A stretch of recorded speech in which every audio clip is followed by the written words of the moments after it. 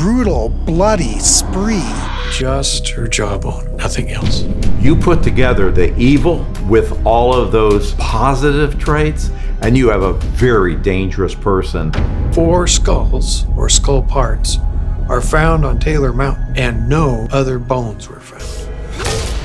The word is that both you and Seattle police are proceeding on the assumption that there are more bodies out here.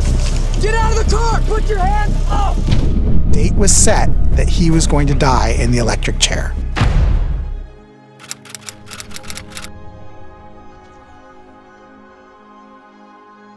He was handsome. He was polite. He was the last person you'd suspect. But behind that easy smile lived a predator who studied trust like a science.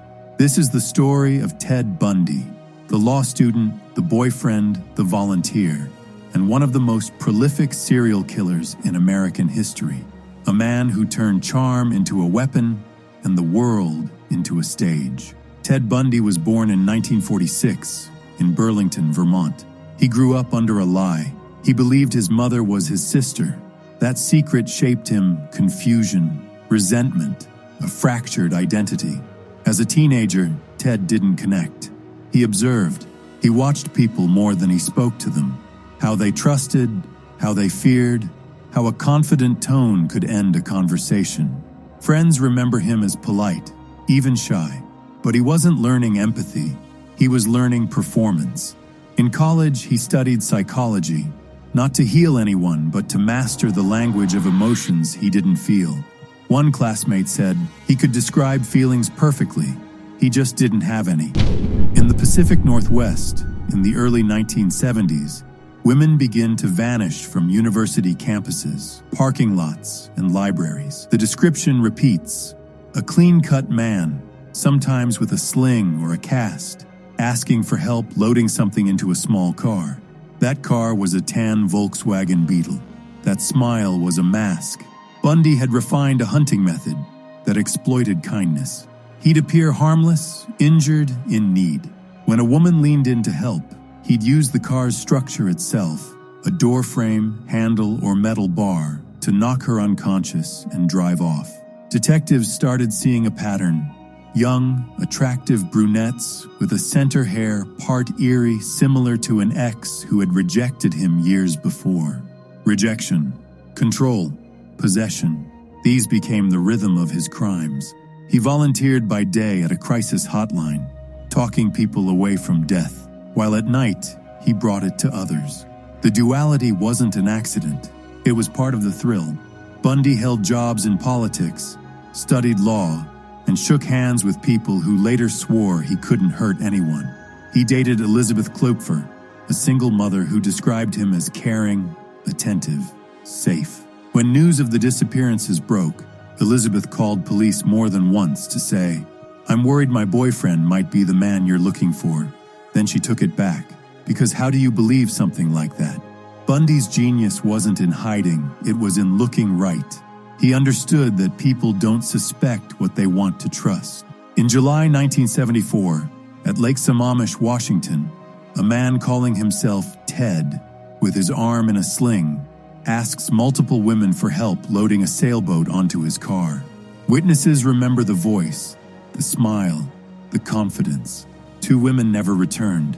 For the first time, police had a name, a description, a car. Ted, a VW Beetle, clean cut. Tips poured in. Ted Bundy's name was on the list. So were hundreds of others. He slipped through anyway, because evil doesn't always look like danger. Sometimes it looks like a neighbor. In August 1975 in Utah, a patrol officer notices a tan Beetle idling suspiciously. Inside, a ski mask, a crowbar, rope, handcuffs. Bundy smiles, says it's a misunderstanding. He's arrested later for kidnapping. In custody, his confidence grows. He studies law books, represents himself, and flirts with reporters. During a court recess, he walks to a second-story window, looks out over the trees, and jumps. He runs into the mountains and disappears for 6 days. He's caught again. And then, somehow, he escapes again. Through a hole in the cell ceiling, through the jailer's apartment, right out the front door dressed like no one special. The escapes weren't magic, they were opportunity, paired with audacity. In January 1978 in Tallahassee, Florida, Bundy breaks into the Chi Omega sorority house at Florida State University. Within minutes, 2 women are dead. 2 more are grievously injured. Hours later, he attacks again, another young woman. The brutality shocks the nation. The myth of the gentle, misunderstood suspect dies that night.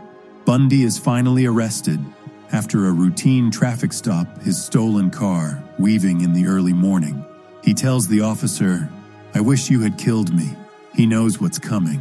Bundy's Florida trial becomes one of the first televised nationwide.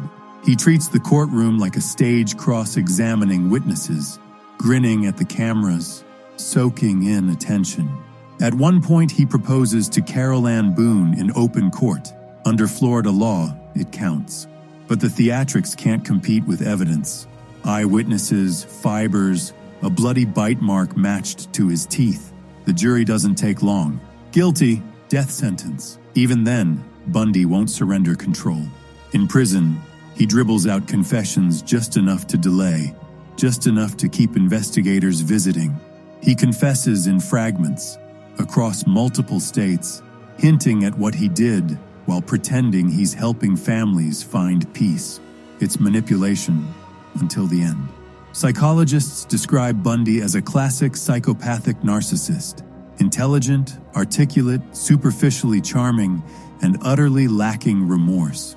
He didn't kill from rage alone, he killed for possession. He studied the performance of normalcy, the clothes, the voice, the gestures until it fit perfectly. He learned law not to defend truth, but to weaponize process.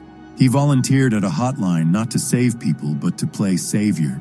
Bundy maintained that image even to himself. When asked how he could explain what he'd done, he blamed everything from pornography to stress. Anything but choice. That's the coldest part. There's no mystery in why. He wanted to, and he learned how to get away with it. January 24th, 1989. Florida State Prison. Crowds wait outside with signs.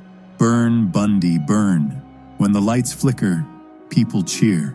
The world finally has a line under his name. But the fascination remains. Books, films, and documentaries keep asking, how did he fool so many? The answer is uncomfortable. Bundy didn't look like a monster. He looked like us. That's why he got close enough to hurt. Bundy left investigators with lessons that changed policing. Cross-agency task forces, better communication across state lines, offender profiling, victimology, and the understanding that a type can be a psychological script. And for the rest of us, a lesson about instincts. Trust them. Real danger is rarely announced. If someone pressures you to ignore your discomfort, don't. Leave loudly. Tell someone, evil doesn't always snarl. Sometimes it smiles, and sometimes it asks for help with a smile and a sling.